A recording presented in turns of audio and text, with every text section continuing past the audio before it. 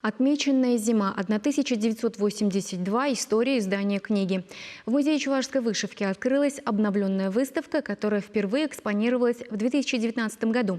Она рассказывает о жизни и творчестве поэта Геннадия Айги через историю создания сборника стихотворений, который вышел в свет 40 лет назад.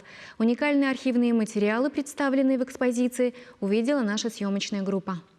Впервые передвижная выставка была представлена 3 года назад. Тогда ее увидели не только жители нашей республики, но также Москвы и Санкт-Петербурга. В этом году к 40-летию со дня выхода в свет книги «Отмеченная зима» экспозицию решили обновить, дополнить новыми материалами и представить снова. При этом основная концепция, по словам организаторов, осталась неизменной. Добавили изобразительное искусство немного, там графики, живописи.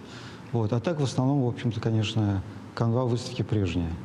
То есть это то же самое, что вот мы и делали в тот раз.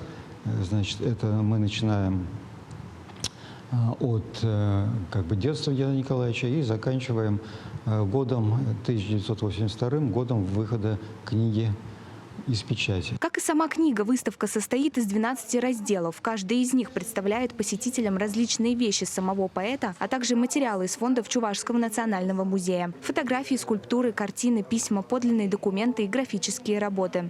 Все это не только помогает воссоздать атмосферу того времени, когда создавалась книга, но и показывает жизнь поэта от рождения до признания. Материалы, показанные здесь, мы получили от его парижского друга, художника Николая Дронникова, который сохранил этот архив.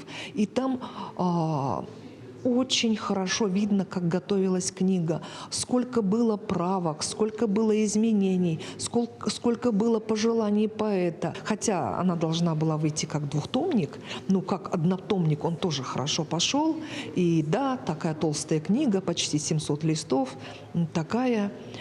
фундаментальная книга, я бы сказала. Рассматривать рукописи Айги, познакомиться с кадрами любительской киносъемки конца 50-х годов, на которых запечатлен поэт, увидеть работы тех художников, которым он посвятил свои стихотворения, можно вплоть до 20 сентября. Анна Лобанова.